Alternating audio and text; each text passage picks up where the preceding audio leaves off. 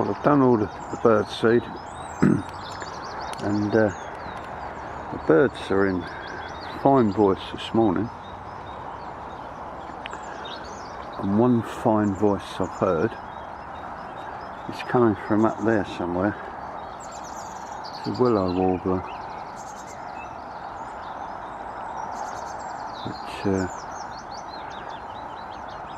that was in then. That means I haven't got to walk down to the bottom end of the South Lake to see one now. There's one round here somewhere. And something else I noticed over on the feeders across there, vandals had struck at the nut feeder. It just disappeared. I hadn't noticed it for a couple of days, and on closer inspection I found out who the culprit is. I reckon a squirrel. That little bugger's totally destroyed it, chewed the end off, it's crashed down to the ground, and he's got all the peanuts out. So I've had to go out and buy another one and put that up today. And running across the back there is one of the ducks.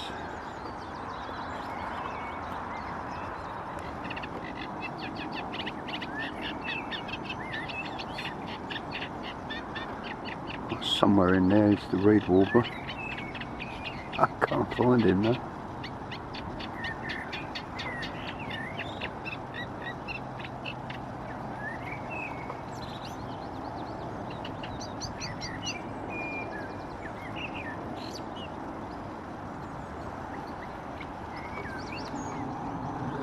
No luck with a reed warbler, but I did manage to find a reed bunting in the reeds.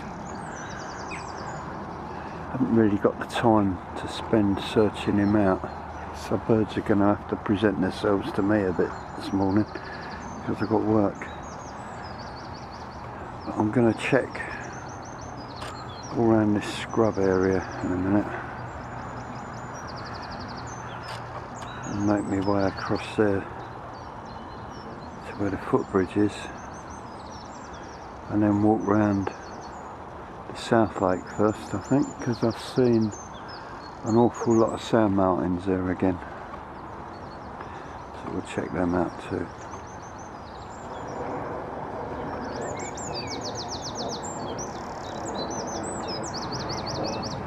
It's a little wren delivering his powerful song.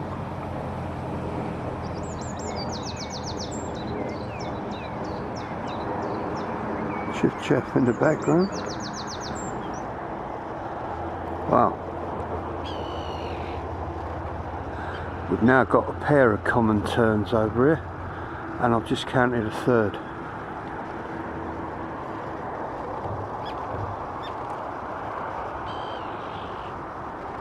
Great stuff.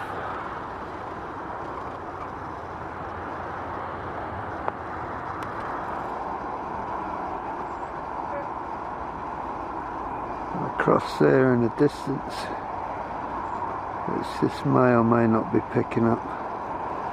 Keeps going out of focus, but it's all the sand martins again. Damn, I wish I had a good camera.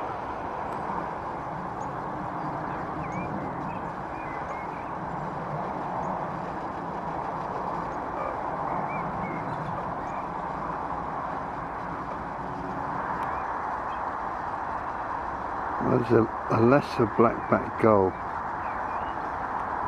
and he swum into the area where the sand martins are.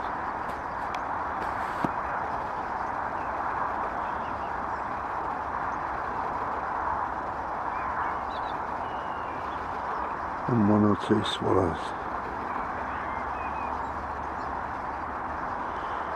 And to my right I can hear a sedge warbler. It's across there in them bushes. I'm going to go and see if I can find him. They do make it easier because the sedge warblers will more often than not be in bushes. as opposed to reeds.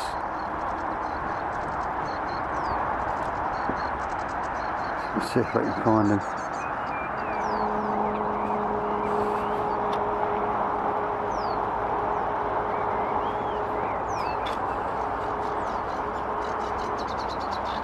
Well, that's the reed bump in there.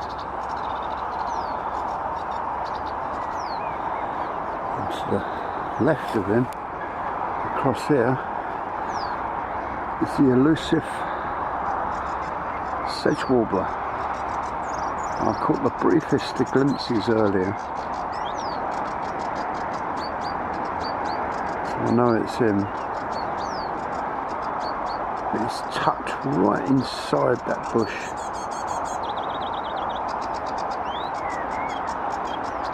He may come out in a minute. We'll see if I can catch him. There's the goldfinch come down to get in on the act.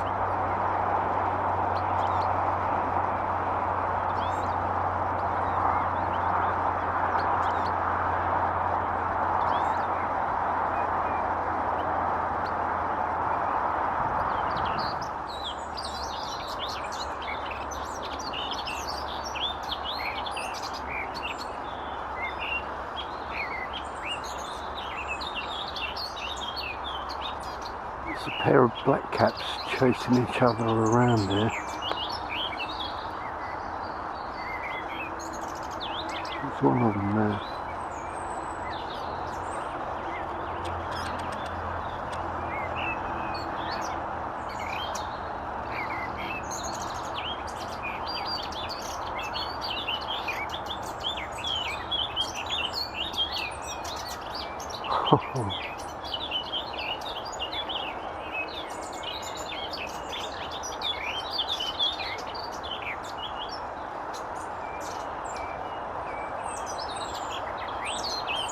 Three of them there.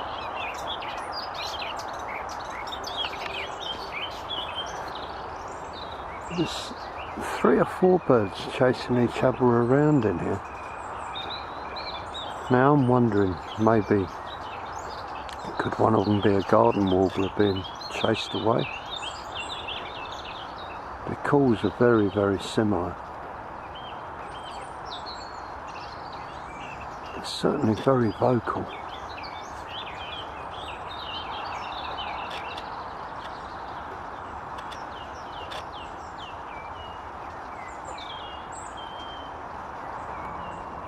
Across there are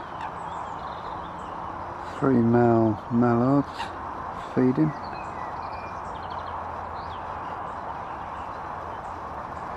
Well, this is right at the bottom of the South Lake and the path that goes round the edge. And anyone that's regularly read my Holding Moments blog will remember, maybe, about 2 years ago I did a thing called the Horror Tree, and it was 2 trees that were smothered in like a silk from an ermine moth caterpillar, I believe it was. Well, that's it, that's the tree. Now at the time that tree looked totally dead. It was stripped of all the leaves and every branch was covered in a silk, smothered in thousands of tiny little caterpillars that voraciously ate everything. And then they turned into these beautiful white moths with black dots on the wings. So I say, you don't need pesticides. Just let nature take its course. Look at that tree, it's beautiful.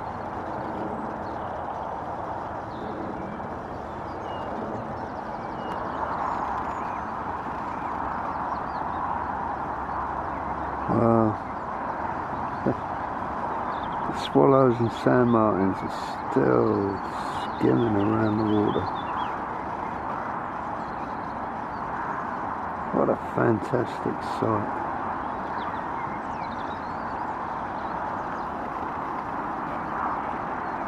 That's a swallow.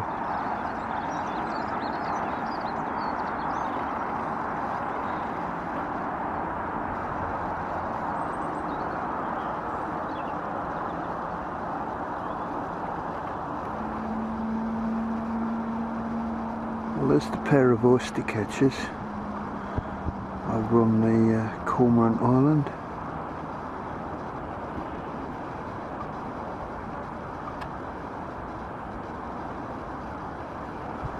And across here is the common gull.